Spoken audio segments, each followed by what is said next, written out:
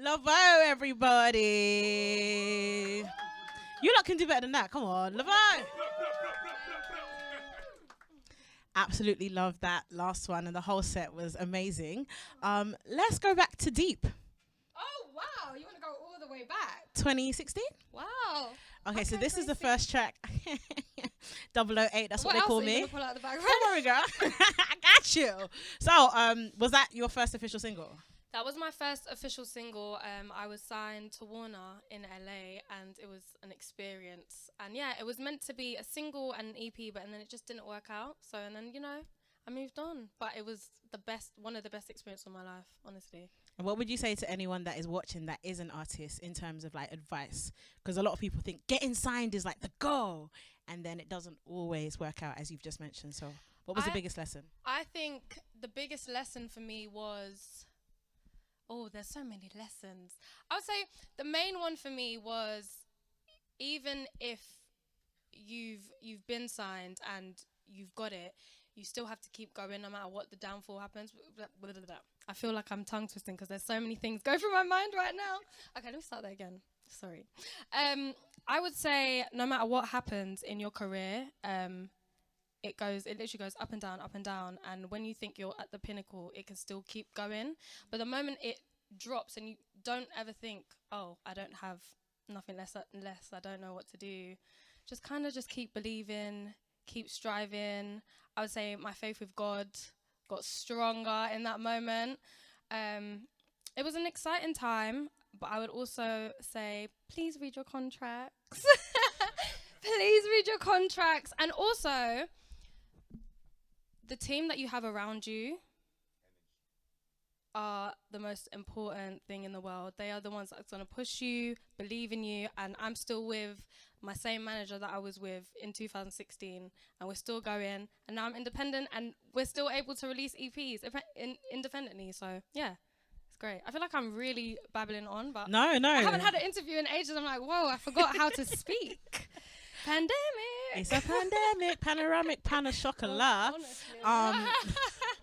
Now, on the topic then, so you did have a 4-year break, if my maths is correct.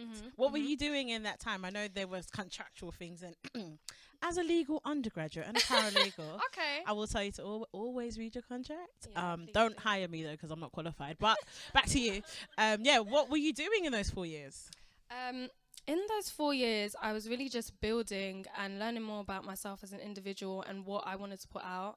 I went back to Mauritius, I grounded myself through going there, found my roots, connected with my family again, and just realized I grew up on African music, reggae, all of that. I was thinking, why am I making? Obviously, I grew up on R&B. We all did. I love R&B, but I was thinking, why don't I infuse all of that and kind of like build my sound before I come back out? So I know I love my music. I love the 4 tracks that I've released are like my babies, and I'm really happy with it. That hopefully in 100 years' time, it's still going to be timeless to me because it's authentically me. So instead of, obviously, when you get signed, a lot of Creative control. yes, exactly. And I felt like in that moment, as much as I love Deep, it was written by an amazing writer, and I love him dearly. Yeah, it wasn't mine. I made it mine, became mine. It was Deep is mine. But in terms of these songs, I was like, I really started from the ground up, networked with different musicians and people that can really build this sound and this force around me that I feel like I'm so protected. So yeah, 4 years of just growing and learning. I love that. Yeah. It's the growth for me. Yeah.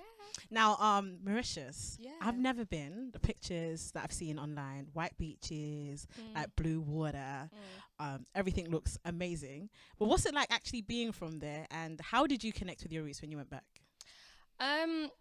So I used to go back and forth from pretty much when I was like about 1. So a lot of my family still live there, and I would just say I just, visited so many family out there, as you do when you go back home.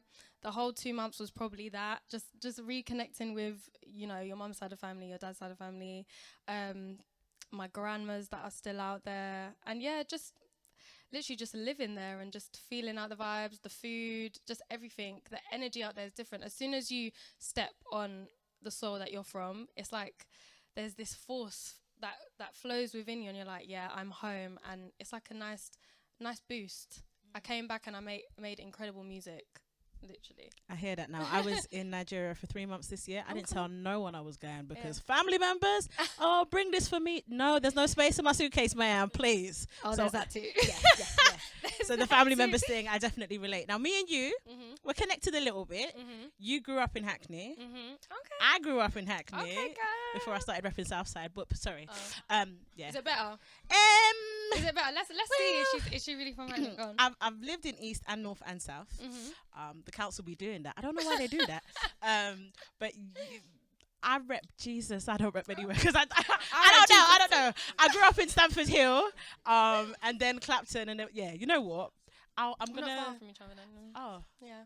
I'm being told to say South. I'm being told to also say East. West London is the only place I haven't experienced because I'm not bougie enough, but. Sponsor finds me. I'm ready. You look like you. Oh, thanks. My pajamas, they look cute. Girl. Oh, thanks. Chelsea and Kensington. Yeah. Growing up in Hackney though, how has that influenced your music?